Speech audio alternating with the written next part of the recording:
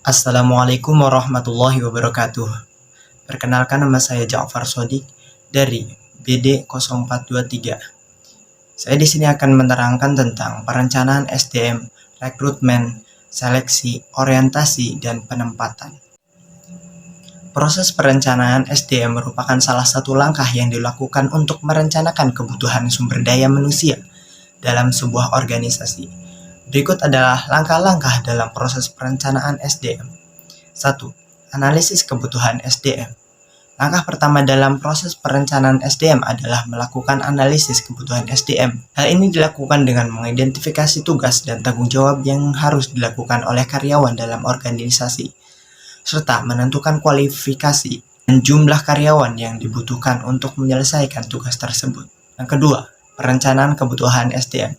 Setelah melakukan analisis kebutuhan SDM, langkah selanjutnya adalah merencanakan kebutuhan SDM yang dibutuhkan dalam organisasi. Hal ini meliputi menentukan jumlah karyawan yang dibutuhkan, jenis kualifikasi yang diperlukan, serta waktu dan tempat perekrutan karyawan. Yang ketiga, seleksi dan rekrutmen. Setelah merencanakan kebutuhan SDM, langkah selanjutnya adalah melakukan seleksi dan rekrutmen karyawan. Hal ini meliputi menentukan kriteria seleksi, melakukan perekrutan karyawan, dan melakukan proses seleksi untuk menentukan karyawan yang sesuai dengan kriteria yang ditetapkan. Yang keempat, pelatihan dan pengembangan.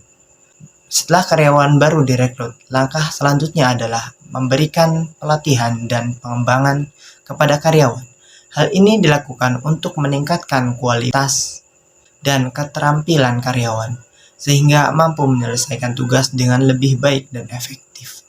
Yang kelima, evaluasi kinerja. Setelah karyawan bekerja dalam organisasi, langkah selanjutnya adalah melakukan evaluasi kinerja. Hal ini dilakukan untuk mengetahui sejauh mana karyawan mampu menyelesaikan tugas dan tanggung jawab yang diberikan, serta untuk mengetahui apakah karyawan memenuhi kriteria yang ditetapkan. Yang keenam, mengembangkan karir. Setelah melakukan evaluasi kinerja, langkah selanjutnya adalah melakukan pengembangan karir bagi karyawan yang berprestasi. Hal ini dilakukan untuk memotivasi karyawan dan meningkatkan kualitas kerja mereka, serta untuk mempertahankan karyawan yang berprestasi dalam organisasi. Manfaat dan tujuan sumber daya manusia adalah sebagai berikut. 1. Meningkatkan produktivitas dan kinerja karyawan. SDM yang berkualitas dan terlatih dapat meningkatkan produktivitas dan kinerja karyawan dalam organisasi. Hal ini dapat membantu organisasi untuk mencapai tujuan dan sasaran yang telah ditetapkan. Yang kedua, meningkatkan kualitas produk dan layanan. Karyawan yang berkualitas dan terlatih dapat membantu meningkatkan kualitas produk dan layanan yang dihasilkan oleh organisasi.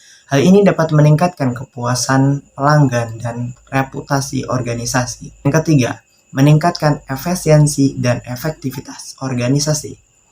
SDM yang berkualitas dan terlatih dapat membantu meningkatkan efisiensi dan efektivitas organisasi dalam menjalankan tugas dan tanggung jawabnya.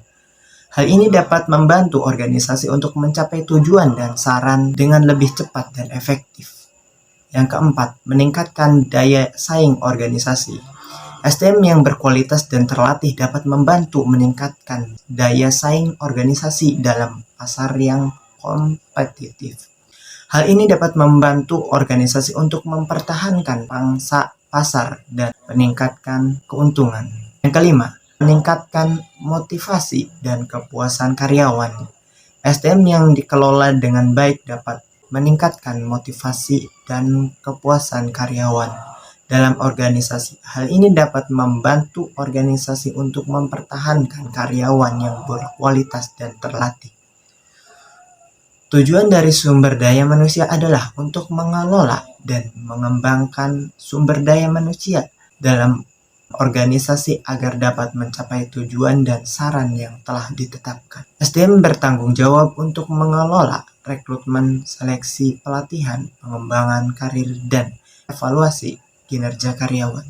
Selain itu, SDM juga bertanggung jawab untuk memastikan kepatuhan karyawan terhadap aturan dan kebijakan organisasi serta untuk menjaga hubungan kerja yang baik antara karyawan dan manajemen.